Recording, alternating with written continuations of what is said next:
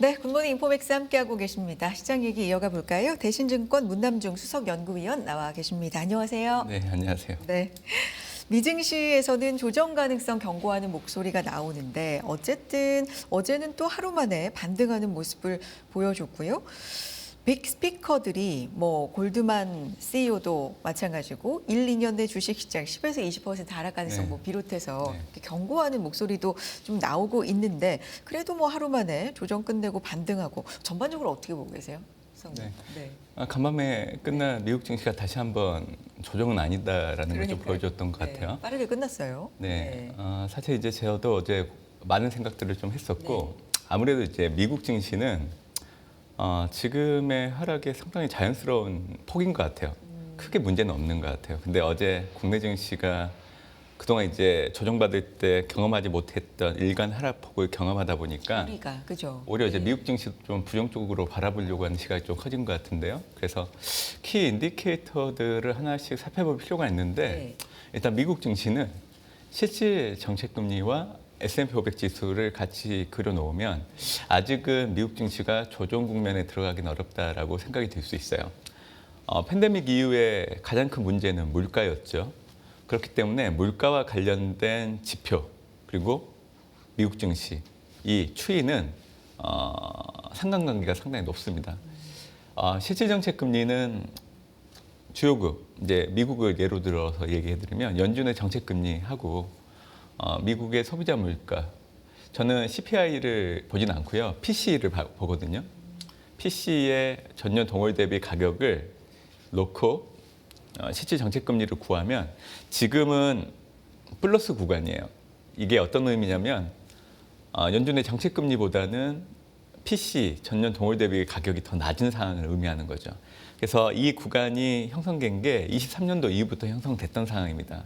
그래서 미국 증시는 지금의 역사적 사상 최고치를 경신하는 흐름들을 보여왔던 사례였죠. 그래서 이 실질 정책 금리가 플러스 구간에 계속 유지하고 있다 그러면 사실 미국 증시가 하락 추세로 전환한다라고 보기는 어려워요.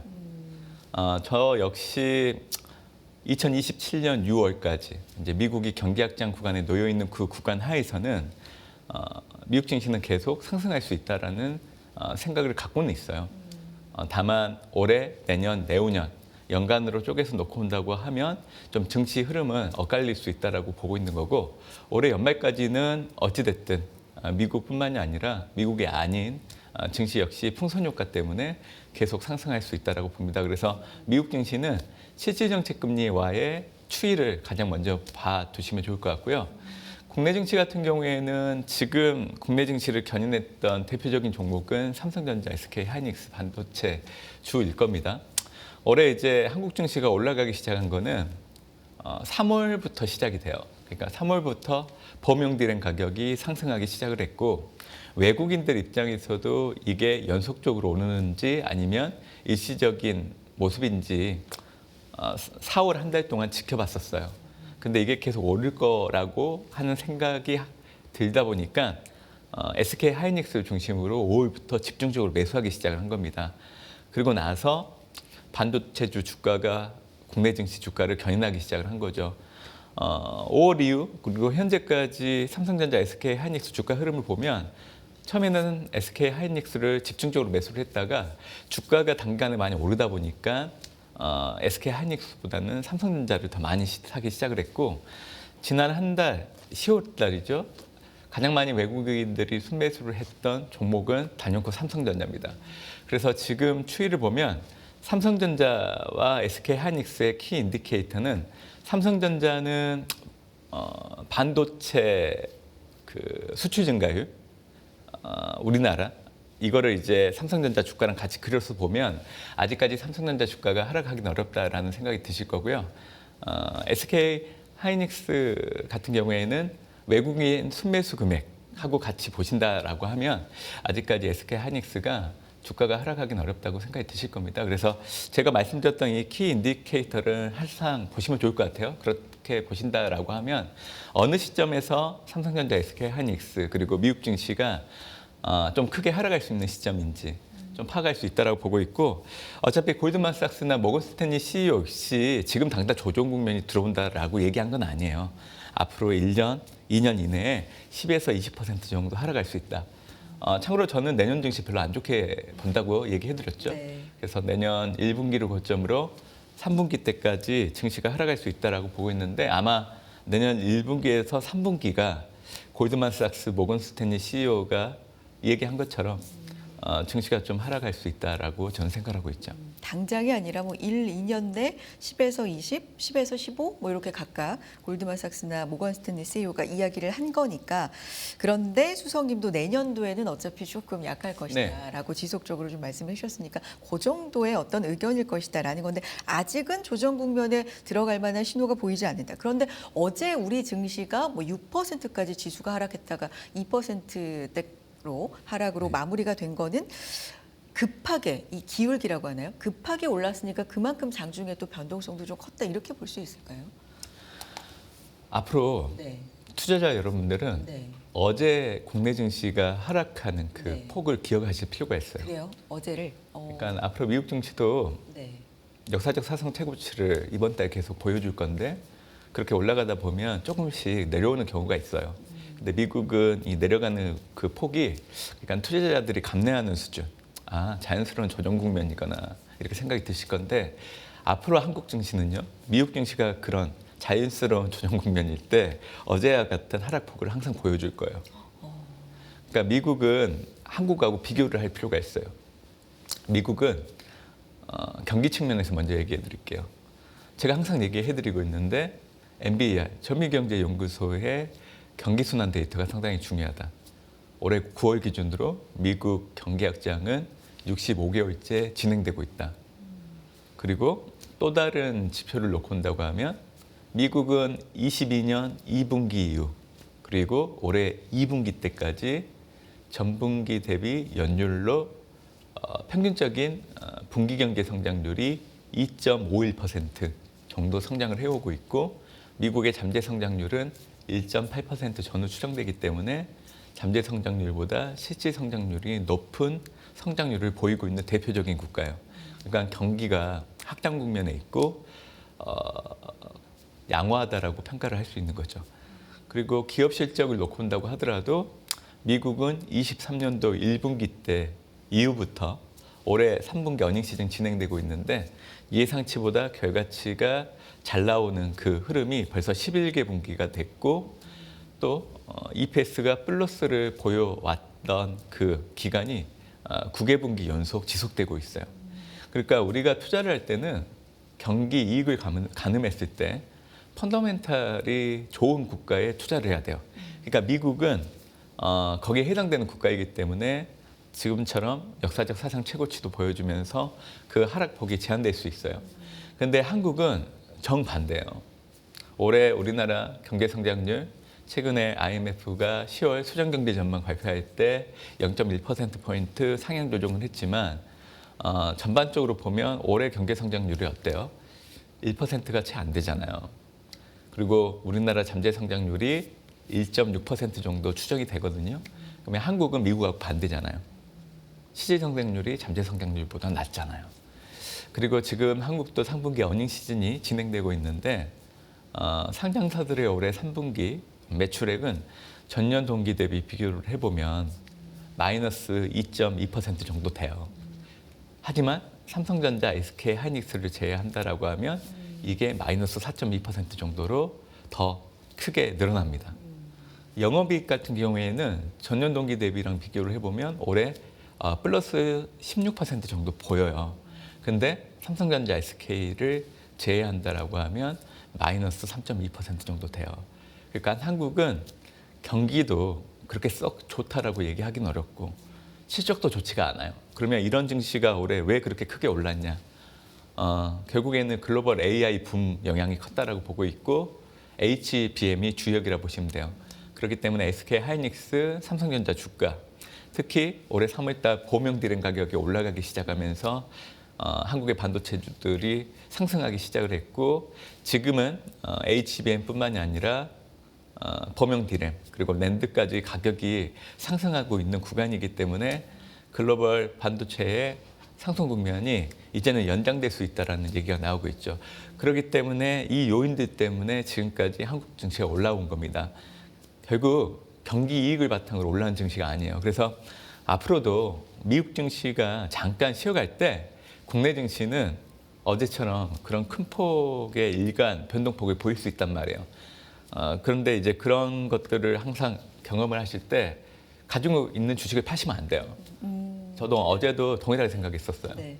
사야 된다라는 생각이 들었거든요. 어. 실제로 저한테 이제 문의를 주시는 뭐 기관이나 네네. 리테일 고객들한테도 어제 좀 사시라고 얘기를 좀 드렸었는데 오늘 이제 보면 미국 증시가 다시 반등하고 있는 흐름이기 때문에 그래서 앞으로 미국 간의 증시의 그런 확연한 차이들을 좀 인지를 하시면서 투자를 해야 내가 가지고 있는 주식을 팔지 않으면서 지금 온전하게 상승하고 있는 이 구간에서 수익률을 극대화시킬 수 있는 바탕이 되지 않나라고 생각을 하고 있습니다.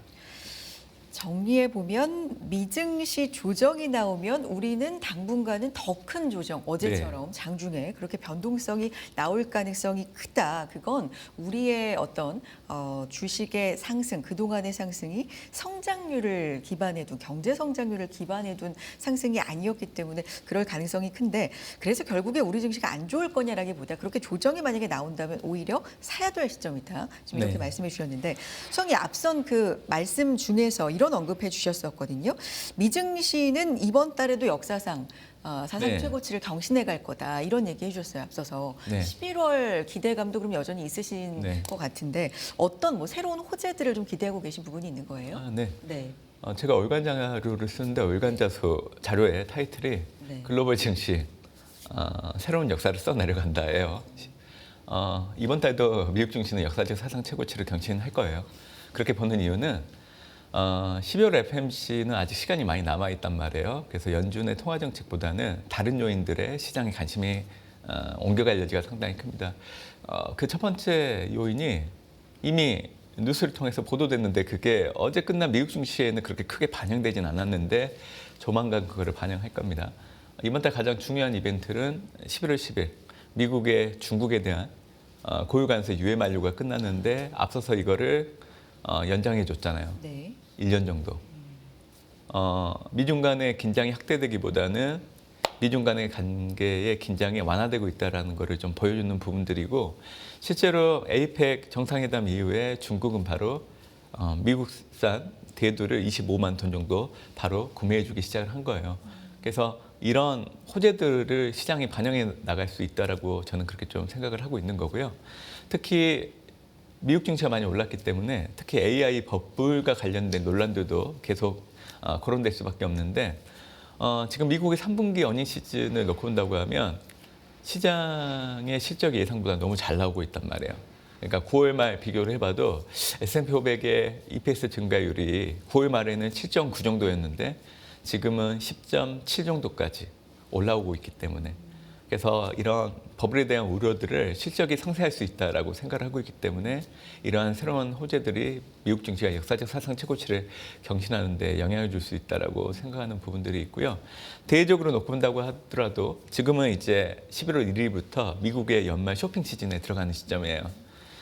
일부 기관마다 전망치가 좀 차이는 있지만 전년과 비교했을 때 온라인 지출 부분이 전년 대비 5.3% 증가할 걸로 예상되고 있는데 올해 같은 경우에는 트럼프 관세 부과와 같은 불편한 환경이 있었음에도 불구하고 미국 소비자들이 연말 쇼핑 시즌 맞이해서 소비를 한다라는 것을 우리가 체감할 수 있다는 부분. 특히 미국의 주택시장은 그렇게 좋지는 않지만 그래도 미국 증시가 좋기 때문에 자산운용 효과를 바탕으로 소비를 미리 선행해서 할 수 있다는 걸 염두에 두실 필요가 있다고 생각을 해요. 그리고 이웃나라 일본 같은 경우에도 이번 달 13조 9천억 엔 정도의 대규모 경기부양책을 앞두고 있는 상황이에요. 아베가 세 가지 하사를 얘기했듯이 다카이치 총리 역시 세 가지 하사를 강조를 할 겁니다. 물가 안정, 첨단 산업에 대한 투자, 그리고 국가 안보 강화. 특히 다카이치 총리가 취임과 동시에 얘기했잖아요. 올해는 27년도 GDP 대비 2% 수준의 방위비 증액 달성 시기를 올해로 앞당겼기 때문에 이 부분도 좀 주목을 해야 되고 결국 지방 정부의 보조금을 증액한다라는 거는 중소기업을 살리고자 하는 의지도 있고요. 특히 일본 역시 미국처럼 빅테크 같은 기업들을 가지고 싶은 야망이 있어요. 그러다 보니까 AI 반도체 쪽에 대한 투자를 가감하게 할 걸로 좀 그렇게 예상되는 부분들. 중국 같은 경우에도 4중 전에 끝났고요. 그리고 12월 중앙경제공작 회의를 앞두고 있기 때문에 계절적으로 보면 4분기가 원래 계절적으로 상승장을 보이는 시점이에요. 그래서 이런 부분들 보시면 좋을 것 같고, 이웃나라 대만 같은 경우에도 AI 수주 호조에 따라서 지금 3분기 분기 성장률이 7.7% 가까이 나오고 있단 말이에요. 예. 한국 역시 HBM 수요 때문에 삼성전자, SK 하이닉스 주가가 더 올라갈 수 있는 여지가 있는 부분들. 그래서 지금 대내적인 요건들을 놓고 본다고 하면 미국 증시가 역사적 사상 최고치를 경신할 가능성이 상당히 높고요. 국내 증시 역시 하락하기보다는 출렁거림은 있을 수 있겠지만 다시금 4,200선 올라갈 여지가 상당히 크다라고 저는 보고 있는 겁니다. 정리해 보면 앞서서 이제 언론에 크게 주목은 받지 못한 것 같다라는 내용, 이제 행정 명령 서명 트럼프 대통령이 중국 추가 관세 1년간 유예한다. 그런데 약속 안 지키면 조정하겠지만 일단 유예를 한다라고 서명을 했고요. 그래서 현재 미국의 평균 대중 관세가 45%인데 이 관세율이 1년 동안에 이제 유지될 전망으로 행정 명령을 통해서 확정이 됐다. 이제 이 부분이 또 호재고, 실적들도 잘 나오고 있고 쇼핑 시즌이 있고 또 계절적 상승, 이런 것들이 맞물려져서 고점을 경신해 갈 가능성이 크다라는 건데, 그 실적 얘기요, 수석님.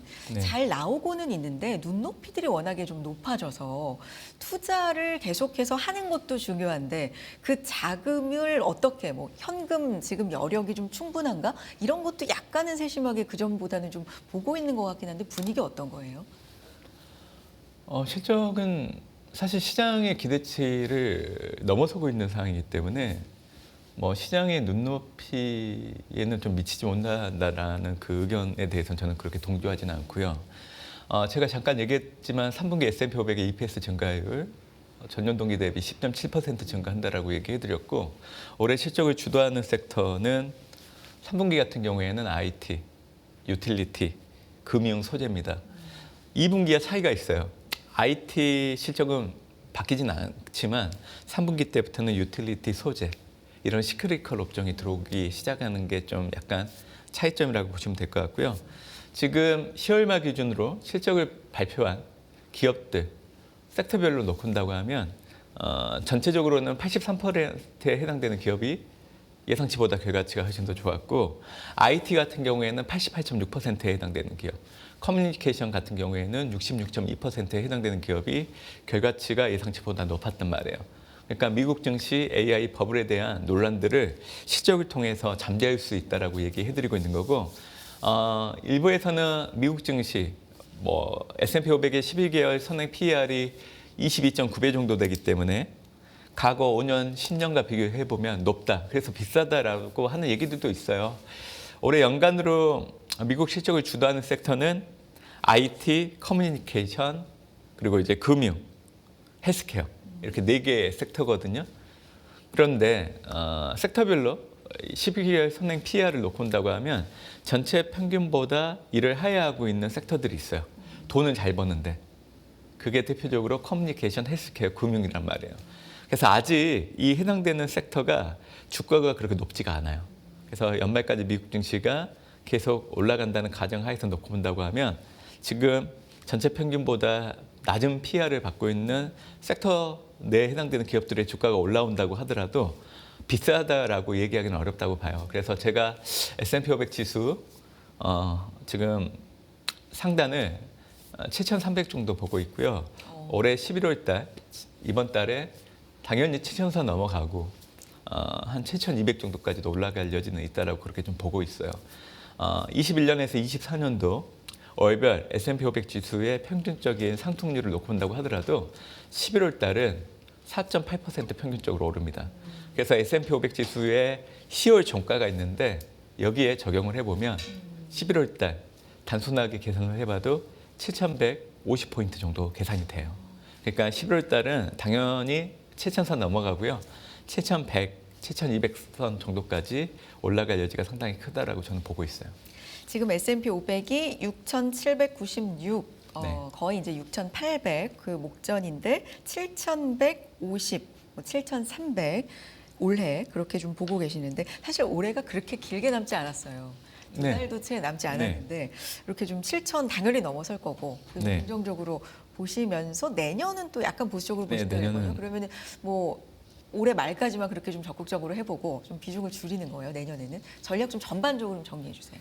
제가 내년 증시를 좀 안 좋게 얘기한다고 네. 얘기해드렸는데 우선적으로는 큰 그림을 좀 보셔야 돼요. 네. 그러니까 미국 경기 확장 구간 2027년 6월까지 지속될 거로 좀 보고 있기 때문에 이 구간에서는 미국 기업 실적 계속 증가하고 주가도 계속 올라갑니다. 근데 이거를 연간으로 쪼개서 보면 원래 이 새로운 행정부가 들어서게 되면 집권 1년 차는 정책 기대감 때문에 연초부터 연말까지 계속 올라가는 장이에요.